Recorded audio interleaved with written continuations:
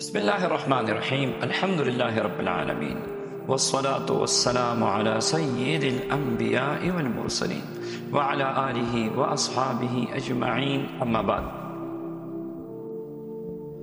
اللہ پاک نے جتنی بھی آسمانی کتابیں نازل فرمائی ہیں، ہر کتاب میں اپنا ایک سر اور اپنا ایک راز بھی اتارا ہے۔ علماء اور مشائخ فرماتے ہیں کہ قرآن پاک میں بھی اللہ کا ایک راز اور ایک سر ہے۔ وہ کون سا ہے؟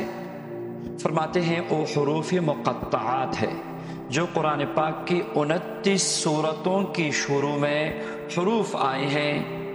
الف لام میم، الف لام میم صاد، الف لام را اور نون، اور اس طرح قاف اور صاد، یعنی 29 سورتوں کی شروع میں اس طرح کے جو حروف آئے ہیں، ان حروف کو حروف مقطعات کہا جاتا ہے۔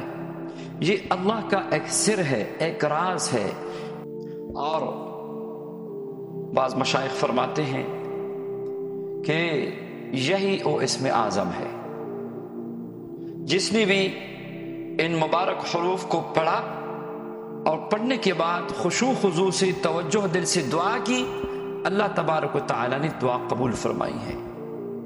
اس میں عامل بننے کی ضرورت نہیں ہے، اس میں محنت کی ضرورت نہیں ہے۔ یہ آپ 2 رکعت صلاۃ حاجت پڑھ لیں، حروف مقطعات کا ورد کیجیے، درود پاک پڑھ کے حروف مقطعات کا ورد کیجیے، آخر میں پھر درود پاک پڑھ لیں اور دعا کریں، فوری آپ کی دعا قبول ہوگی انشاءاللہ۔ ابھی آپ مصلی اور جانماز سے اٹھتے بھی نہیں گے کہ قبولیت کے آثار آپ کو نظر آنے لگیں گے۔